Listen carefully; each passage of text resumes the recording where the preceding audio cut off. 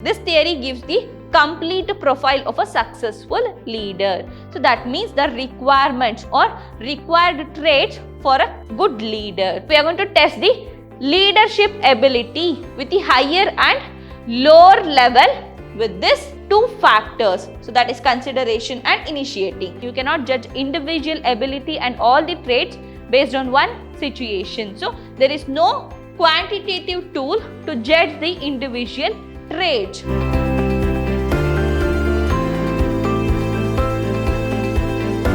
Hello everyone, a warm welcome to one and all to the. In the last session we have discussed about the motivational theory and leadership. In today's session let's continue with that. Let us discuss with the leadership theory, leadership qualities and leadership style. Moving further, let us start with the leadership theory. So we have three theories: traditional theory, behavioral theory, contingency theory. Let us start with first one, that is traditional theory. Traditional theory is a theory based on different traits of human beings. This theory basically on individual traits, that is leadership traits. So it assumes that leaders are born, not made. So according to this theory, leaders are born, not made. The leaders cannot be made, but leadership is a born quality. According to this theory, leadership behavior is sum total of all the traits that a leader possess. So it's a sum total of the leadership traits, or the sum total of traits the leader should possess. This is all about the individual leadership traits. So according to this theory gives profile of a successful and complete leader.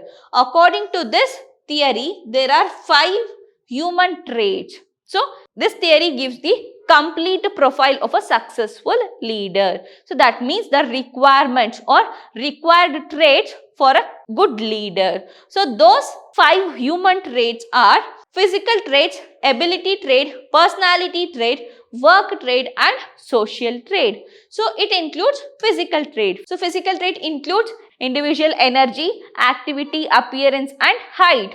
So your activity, your energy, your appearance will influence your subordinates. So first, a leader should have this physical trait, a good appearance, your activity, like high energy. So all this will influence on the subordinate to influence others. So next one is a ability to make decision, your knowledge, your judgment capacity and your fluency in speech. So all this comes under the ability. Leader ability to judge an individual, to guide his knowledge, then your fluency to communicate with others. So this all comes under the ability trait. So next one is personal trait. So personal trait includes self-confidence, enthusiasm, then creativity. It includes self-concept, creativity and enthusiasm. So next one, work trait, it includes organization. So organizational structure, then working condition, then the achievement. So work trait includes your organization, your working condition and individual achievement. So achievement related to work.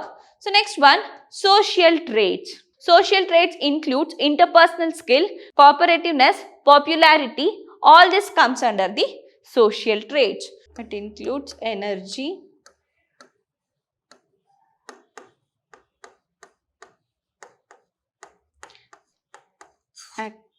activity,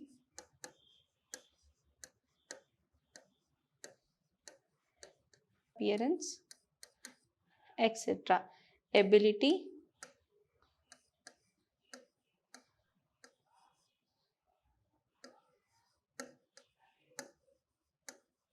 your judgment ability, your knowledge,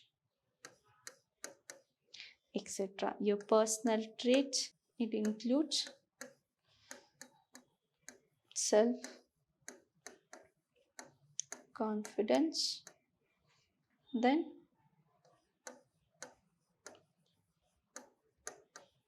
creativity, then work, it includes organization,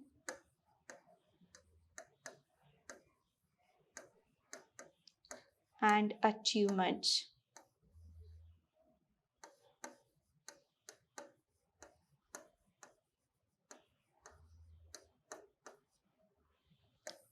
social traits, it includes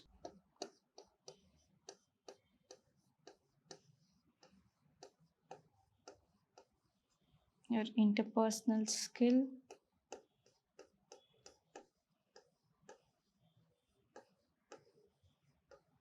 your cooperativeness, then your popularity.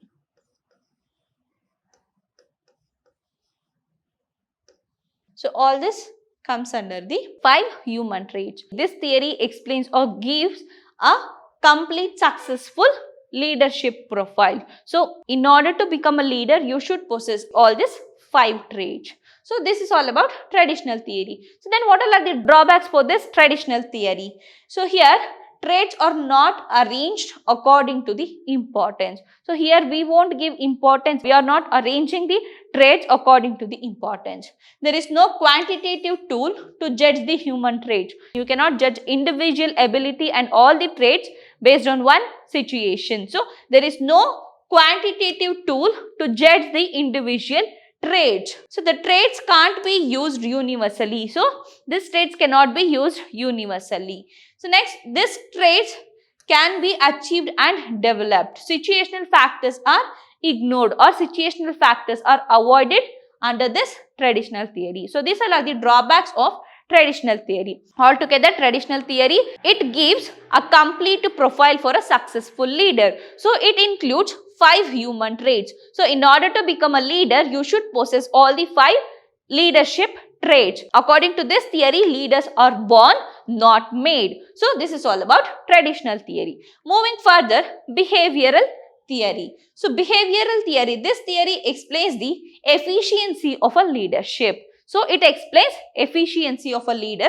According to this theory, leadership has qualities, that is initiative, structure and consideration. So according to this theory, leadership have 2 qualities, that is initiating, structure and consideration. So these qualities are tested with the higher and lower level with a proper intersection of each other. These qualities are tested with a higher and lower level with a proper intersection of consideration as well as the initiative structure. So here we are going to test the efficiency of the leader. So we explain, or this theory explains the effectiveness of a leader based on the 2 qualities. So they should possess these 2 qualities, initiating structure and consideration structure. These 2 qualities are tested with the higher and lower level with the proper intersection of this 2, that is initiating and consideration. So let us discuss one by one. So initiating structure. So initiating structure is the level up to which leader is task oriented and direct the employees towards achieving the goal. In this case, a leader gives instruction, makes plan and schedule work activity. Here, the level up to which leader can direct their employee. So leader is a task oriented level up to which the leader is task oriented as well as he can direct the employees towards achieving the goals. So in this case, leader gives instruction, he makes plans and schedules the work activity. So here we are going to test the individual leader capacity, leader effectiveness in order to direct their employee as well as his task oriented. So that is initiating structure. So under consideration, it is the level up to which leader is concerned with the subordinate ideas and feelings. Considerate leaders are friendly. They show concern for subordinates' well-being and satisfaction. So here, this is for the employee. So according to consideration, you need to give importance for the employee's ideas as well as their feelings, and you should be friendly and you should show concern about your subordinates. This consideration helps to evaluate or test the leader ability to cooperate or to support their subordinates. So the level up to which you can support your subordinates and you can accept the ideas from the subordinates. This helps to test the leader ability to accept the ideas from this subordinates. So this theory can be explained through one diagram. So here consideration behavior. So we have consideration and initiating structure. So this is consideration and this is initiating structure behavior. So with the high and lower level we are going to test. So we are going to test the leadership ability with the higher and lower level with this two factors. So that is consideration and initiating. So here consideration is high. High consideration and initiating structure is low. Low initiating structure. So high consideration means leader gives importance for the subordinates' ideas and feelings. But initiating structure is low. That means task oriented. He fails to direct the employee to achieve the objective. So the level is low for the initiating structure. So he gives importance for subordinates' idea and feeling, but he fails, or his capacity to direct the employee to the right path or to achieve the objective is less. So that is first one. Next one is high consideration. He gives importance for their subordinates' ideas and feelings, as well as initiating structure, the task oriented, as well as the directing towards achieving the objective is also high. So here both the things are high. So here high and low. So the productivity is high in this stage or in this type. So here low consideration. A leader won't give much importance for the subordinates' ideas and their feeling, but he is a task oriented and he guides his subordinates to the right path to achieve the objective. So that is stage 3. So next one, low consideration and high initiating structure. So this is high consideration and high initiating structure. So next one is low consideration and low initiating structure. So under third stage, low initiating structures. You won't give much importance for the subordinates' ideas and feelings, as well as your capacity to direct your individual to achieve the objective is also less. That means both are less. So under this low consideration, you won't give much importance for the individual ideas and feelings, but you are task oriented. You will direct the subordinates to achieve your objective. Here, this type of leadership is achieved by performance and is found to be effective, but it is not the best way as situational factors are not taken into consideration. It helps to increase the performance of an individual, but it is not the best way to achieve your objective, because here the situational factor is ignored. So we won't give much importance. We avoid the situational factors under the behavioral theory. It increases the performance and efficiency of the employee, but it is not the best way to increase the productivity as well as the efficiency. So this is all about behavioral theory. So next one is contingency theory. According to this theory, it believes the effectiveness of leader depends on the action or readiness of his followers. So whatever the instruction given by the leaders, again finally it depends on the followers. So will they accept or will they ready to follow the guidelines and instruction given by the leader. So according to this contingency theory, it explains that the effectiveness of leadership will depend on the action and readiness of his followers. So it totally depends on the followers. By readiness, we mean the extent to which the followers are able and willing to achieve the goal. So the individual, the employee's readiness and willingness to achieve your objective, to achieve the goal. This theory explained on the basis of 4 cases. This theory explained on the basis of 4 cases. So here again we have 2 factors. One is task behavior, then relationship behavior. So the task behavior of an employee and relationship behavior. So case 1, case 2, case 3 and case 4. So case 1, we have a high relationship behavior and low task behavior. So the leader motivates the followers and helps in decision making. Not much productivity can be seen in this case, but the sense of togetherness is high. So here the leader motivates an individual. So leader motivates individual. The relationship factors, the relationship behavior is high, but task behavior is less. So the coordination among the subordinates and the superior is high, but the task, the productivity is less. So case 2 is we have high relationship behavior. Relationship behavior is high. That means he motivates an individual, he motivates the employee to the right path, he directs the employee. But as well as high task behavior. Task behavior is also high. That means the productivity can be increased.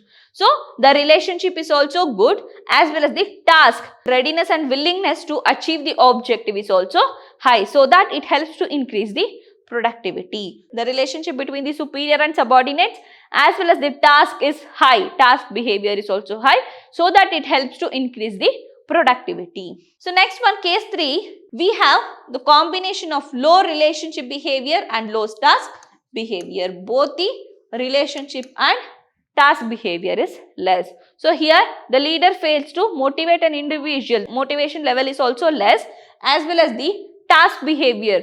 The individual, the employees are not ready to work effectively to accomplish the objective. So both the factors are less. The productivity decreases. It will affect on the productivity in a negative way. So fourth one, here we deals with the combination of low relationship behavior and high task behavior. Task behavior is high. So here the leader gives specific direction and supervises the performance.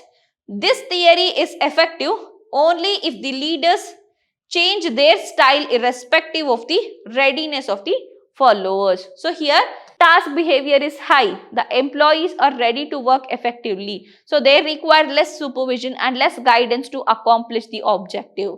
So the relationship behavior is less. The motivational factors. The leader gives less instruction for their employee to achieve the objective. So this is fourth case.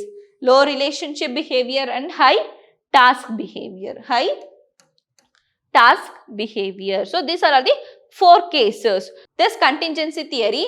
So under case 2, the productivity can increase because both the relationship as well as the task behavior is high under case 2. So based on case 1, 2, 3, 4, the productivity level decides, as well as the individual readiness and willingness to accomplish the objective. Leader effectiveness is judged, or it is tested based on the individual readiness and willingness. So it can be tested from 4 cases. This is all about contingency theory. So moving further, next concept is leadership qualities. So what all are the qualities to become a good leader? First one is honesty and integrity.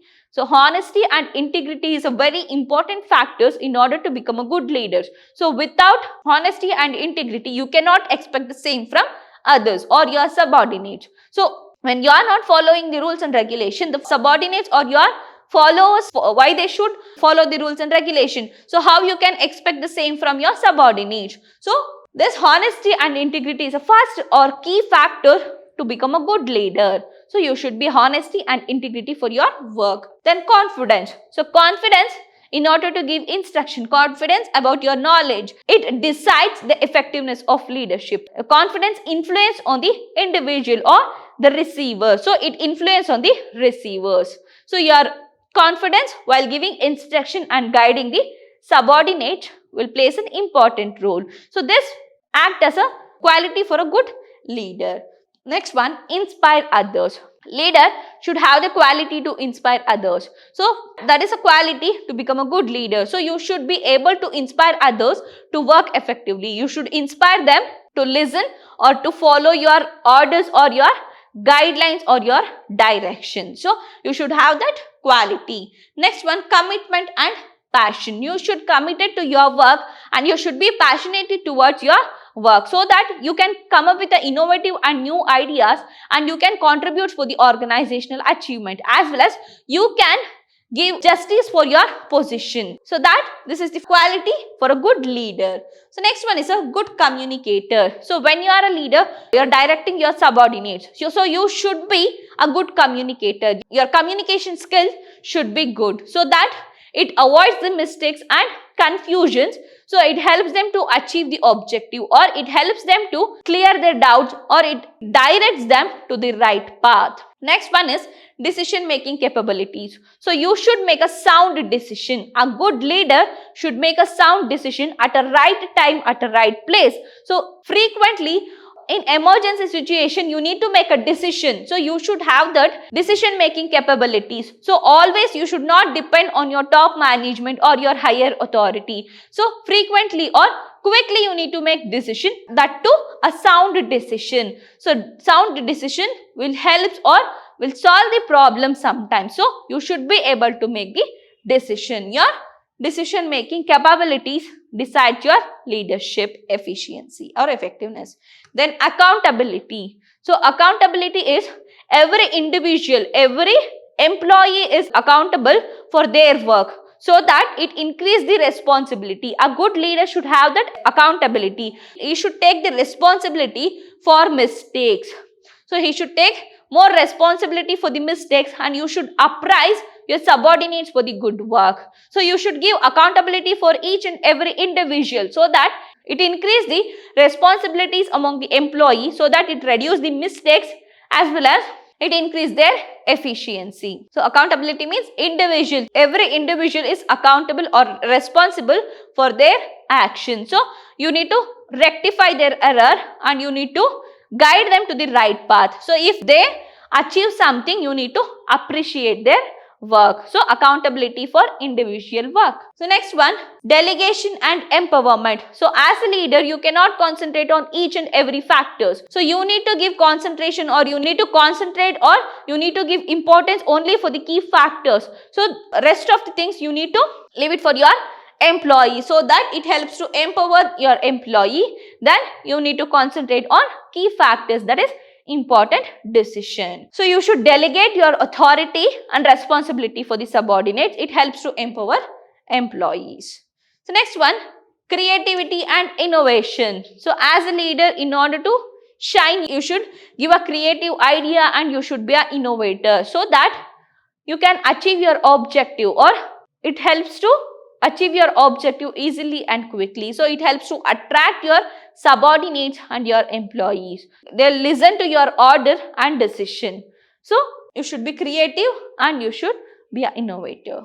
So next one, empathy. So nowadays the leaders they follow the dictatorship style. They ignore the empathy. So you should have empathy towards your employees, so that it helps to build a coordination among the employees as well as the leaders. So through this, they will ready to listen your orders and direction. So these are the qualities for a good leader. So next topic is leadership style. So under that, first one is laissez-faire leadership. So according to this type of leadership, leader fails to directly supervise their subordinates. So here they are not going to give direction, or directly they are not going to supervise their subordinates in order to accomplish the objective. So highly experienced employee who requires a less supervision, they can fall under this laissez-faire leadership. So here instructions given from the leader is less. He fails to direct their subordinates to achieve the organizational objective. So only the experienced or who requires the less supervision will fall under the laissez-faire leadership. So next one is autocratic leadership. So under autocratic leadership style, so he follows a dictatorship. So he make a decision and it's a mandatory for all the subordinates to follow. He don't accept, or he don't take any other's opinion while making the decision, or he won't involve anyone in the decision making process. So that is autocratic leadership. It's like a dictatorship. So you need to follow the rules and regulations given from the leader. So next one is a participative leadership. So participative leadership, it also called as a democratic leader. Here the leader or the manager, he involves their subordinates in order to make decisions. So he gives chance to express their opinion or their ideas. So here they involve their subordinates in the decision making process as well as in all the procedures. It helps to build coordination among the superior and subordinates. It helps to maintain a good interpersonal relationship. So next one is a transactional relationship. This type of leadership works on two factors like reward or punishment. So according to this leadership style, the leader should follow the reward and punishment method. So give bonus or incentives for the employees who work effectively. So this is the motivational factors to work effectively to increase the productivity. If he fails to perform well, so punishment is a method to increase the efficiency or in order to threaten the individual and to get the effective work. So they follows reward or punishment method under this transactional leadership. So next one is a transformational leadership. Under transformational leadership, the leader have the ability to change the individual or their employees mindset or their skills and knowledge through the training and development. Through various activity, they are going to change the individual ability. So they transfer the individual performance or their capability through this training and development. So make changes in the working environment and in the organization. Take the necessary decision in order to improve the individual skills and knowledge. So through that, he leads or he guides his subordinates to the right path and to achieve the objective. So these are the types of leadership or leadership styles. So this is the last topic for the unit 4. So for this, we finished with the unit 4. This is all about today's session. In the next session, let us meet with the unit 5. Until then, keep watching. Thank you.